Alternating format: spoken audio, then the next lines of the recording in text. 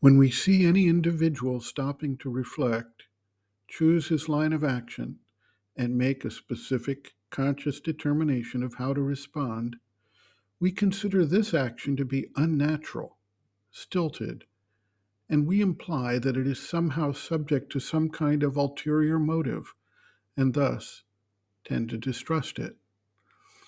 Based on this general conception, we have a bias in favor of vital spontaneity, which we believe more perfectly expresses the true feelings of the individual than some kind of planned response.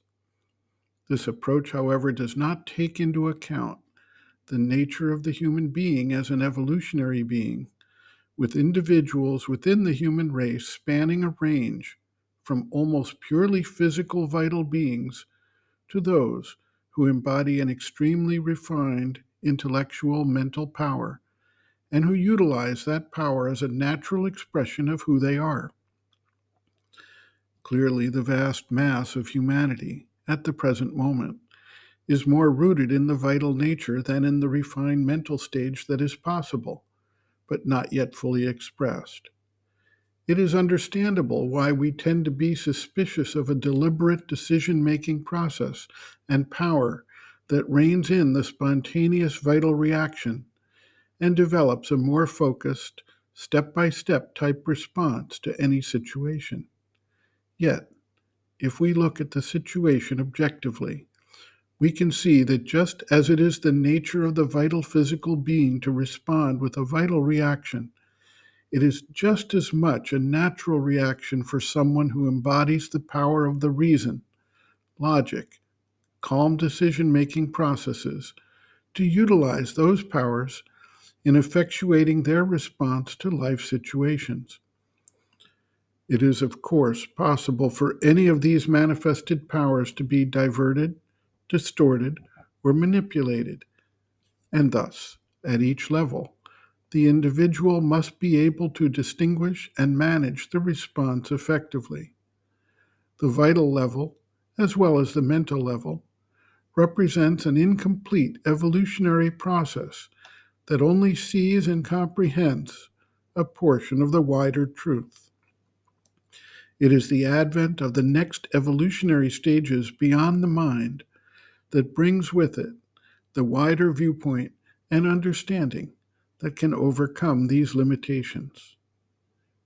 Sri Aurobindo writes, quote, "Because the tiger acts according to his nature and knows not anything else, therefore he is divine and there is no evil in him.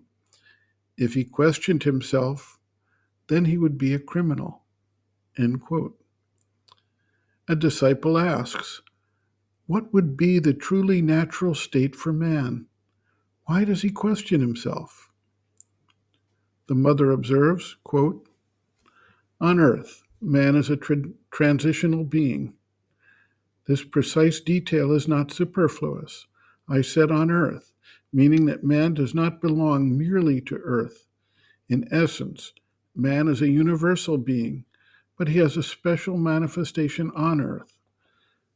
Therefore, in the course of his evolution, he has had several natures in succession, which have followed an ascending curve and will continue to follow it until he reaches the threshold of the supramental nature and is transformed into the Superman. This curve is the spiral of mental development. We tend to call natural any spontaneous manifestation which is not the result of a choice or a preconceived decision. That is to say, without the intrusion of any mental activity. This is why when a man has a vital spontaneity, which is very little mentalized, he seems more natural in his simplicity. But this naturalness is very much like that of the animal, and is at the very bottom of the human evolutionary scale. He will only regain this spontaneity free from mental intrusion when he attains to the supramental stage, that is to say, when he transcends mind and emerges into the higher truth. Until then, all his behavior is naturally natural. But with the mind, evolution has become, one cannot say twisted, but distorted, because by its very nature the mind was open to perversion, and almost from the beginning it became perverted, or to be more precise, it was perverted by the asuric forces. And this state of perversion gives us the impression that it is unnatural. Why does he question himself? Simply because this is the nature of the mind. End quote. Reference: Sri Aurobindo and the Mother, Our Many Selves, Practical Yogic Psychology, Chapter 6, Some Answers and Explanations, pages 160 to 161.